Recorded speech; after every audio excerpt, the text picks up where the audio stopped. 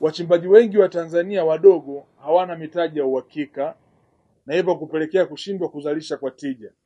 Na moja kati ya changamoto kubwa ni upatikanaji wa vifaa vya kisasa kwa ajili ya shughuli za uchimbaji. Kupitia Wizara ya Madini, hivi sasa tunakuja na mpango maalum wa uanzishwaji wa vituo vya ukodishaji mitambo ya uchimbaji wa madini. Tutatengeneza vituo katika maeneo mengi ya uchimbaji wa madini ikiwemo Chunya.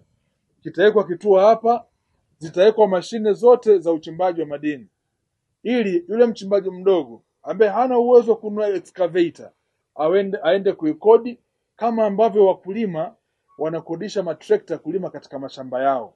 Na wachimbaji wadogo pia tutakiwa utaratibu mzuri waweze kupata vifaa kwa ajili ya kukodisha ili viwafanyie kazi katika maeneo yao. Vision 2030.